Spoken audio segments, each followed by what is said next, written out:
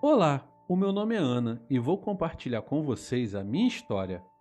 Eu tenho 54 anos e moro em Belo Horizonte, mas a minha história se passou em uma cidadezinha no interior do Paraná, onde eu nasci e morei até os meus 45 anos. Quando eu tinha por volta de meus 22 anos, eu trabalhava em um posto de gasolina na loja de conveniência. E foi em um dia desses de trabalho que eu conheci o Álvares. Ele não era muito bonito, mas era extremamente inteligente, e isso me chamou muita atenção, e fez com que após alguns dias de conversa eu desse a ele o meu número de telefone. Começamos então a sair nas noites em que Álvares estava de folga, pois ele era carreteiro e vivia viajando por esse país afora. Mas sempre que estava na cidade, ele logo vinha me ver. Meses se passaram e então começamos um namoro sério. Eu estava perdidamente apaixonada por aquele homem. As minhas amigas riam de mim, pois ele era estranho aos olhos delas. Ele tinha uma altura mediana, não era nem gordo e nem magro, e era bem branquinho. Os seus olhos eram castanhos, quase negros, e o seu cabelo comprido que batia pela altura dos ombros, e eram também castanhos. A sua aparência chamava atenção. Ele parecia meio cigano, eu não sei bem explicar, mas para mim era o homem mais perfeito do mundo. Namoramos por cerca de 8 meses e resolvemos então morar juntos. E foi aí que a nossa vida começou a mudar. Eu sabia que ficaria por vezes sozinha devido às viagens de Álvares com sua carreta, mas em sua estada em nossa casa algo começou a me incomodar. Às vezes ele ficava violento, agressivo, sem paciência, um comportamento muito estranho. Cheguei logo a suspeitar que ele tinha outra mulher e então comecei a sofrer. Como morávamos distante de meu trabalho e o meu carro ficava com ele nas noites em que ele sumia, eu precisava voltar a pé do trabalho e morria de medo, pois era necessário atravessar por baixo de um túnel onde havia uma linha de trem. O local era muito mal iluminado à noite, mas eu não queria contar aos meus pais sobre o meu casamento, e muito menos que Álvares sumia certas noites com meu carro, fazendo eu me arriscar voltando sozinha para casa, passando por aquele local. E foi em uma noite dessas que fiquei cara a cara com a morte. Pouco antes de sair do trabalho, por volta das 8 da noite, eu liguei para Álvares pedindo que ele fosse me buscar, mas ele me atendeu com grosseria e fazia uns ruídos estranhos. Cheguei a pensar que ele estivesse passando mal, então desliguei o celular e me apressei. Nisso, eu saí correndo pegando o caminho de casa. Quando cheguei no tal túnel, eu fui caminhando devagar com muito medo, pois eu sentia que havia algo errado. Quando eu já tinha passado mais da metade do túnel, eu comecei a ouvir uns grunhidos, e eu gelei. Eu não sabia se eu voltava correndo ou se eu continuava caminhando. E foi então que eu avistei aquela criatura assustadora. Era um ser bestial com o rosto todo enrugado e um focinho comprido que lembrava um lobo. As suas presas pontudas que saíam para fora da boca. Ele era coberto por pelos escuros e meio corcunda. As suas orelhas eram pequenas, mas iguais às de um cão pastor. Mesmo com a pouca iluminação, eu consegui observar aquele ser se aproximando.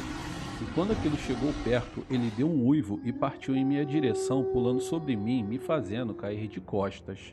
Aquela criatura fedia a esgoto e babava muito. Eu comecei a chorar e fechei os olhos, pois eu já estava esperando uma mordida que com certeza me mataria. Então percebi que aquele bicho estava me encarando. Eu abri os olhos bem devagar, olhando direto para os olhos daquela criatura, e algo me parecia familiar. Eu fiquei estática observando aquele ser que parecia ter saído do inferno, e por sua vez também me olhava fixamente, mas em nenhum momento me atacou. Foram minutos que pareciam horas com aquele ser sobre mim. Então ouvi o trem se aproximar, e o barulho espantou a criatura que saiu correndo e sumiu na escuridão. Eu me levantei às pressas e esperei o trem passar ainda em choque. Então eu comecei a caminhar até que saí do túnel morrendo de medo de reencontrar aquela criatura.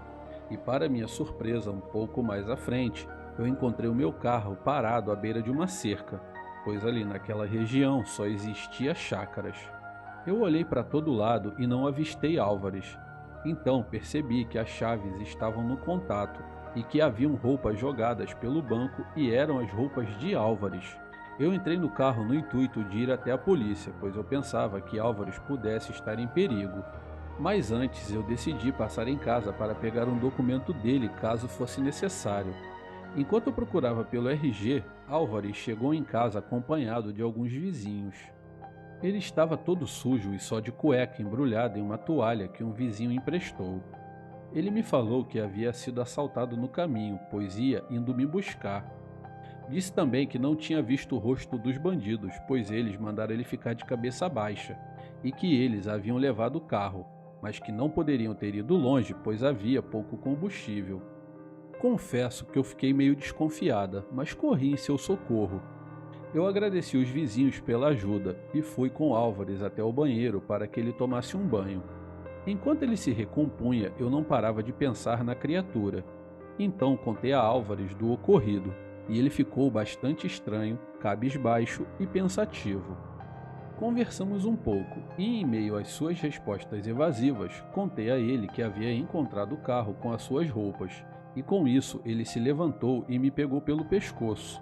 Eu comecei a chorar muito, pois aquilo estava longe de ser o Álvares por quem me apaixonei.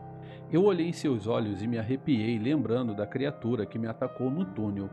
Então pensei, minha nossa, não pode ser. Ele então me soltou e foi para o quarto. Depois daquela noite em que ele me agrediu, tudo ficou ainda pior. Nós pouco nos falávamos e suas viagens ficaram mais constantes. Com tudo isso, eu comecei então a frequentar um centro espírita que ficava próximo à minha casa. E lá me falaram que meu marido era amaldiçoado, que ele pertencia ao demônio e que era um lobisomem. Confesso que duvidei dessa informação, pois eu não queria acreditar, mesmo com tantas evidências, que o animal que me atacou no túnel era um lobisomem. E pior, era o meu marido. Voltei para casa me sentindo muito mal. Quando cheguei, Álvares já estava lá. Me surpreendi ao vê-lo arrumando as suas malas. Ele me olhou e disse que iria embora. Então entrei em desespero, pois eu ainda o amava e acreditava que poderia salvar nosso casamento. Então comecei a chorar e ficar totalmente histérica, segurando em seu braço, implorando a ele que não me deixasse e ele me pedindo para soltá-lo.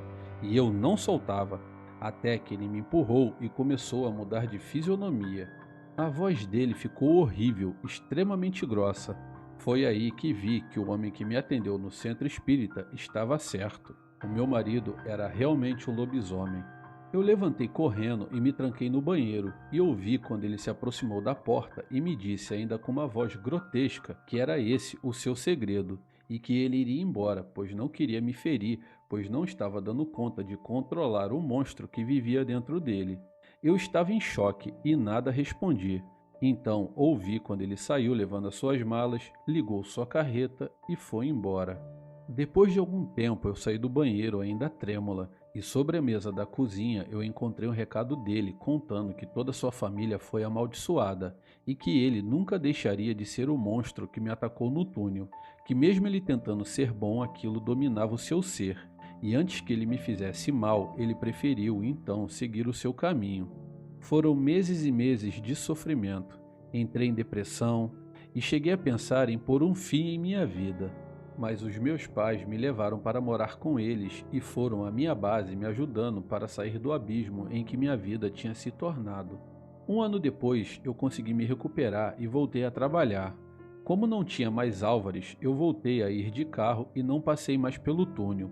Hoje sou casada com um bom homem e tenho 2 filhos lindos. O Álvares foi o grande amor da minha vida e eu espero por onde ele estiver, se ainda estiver vivo, que esteja muito bem.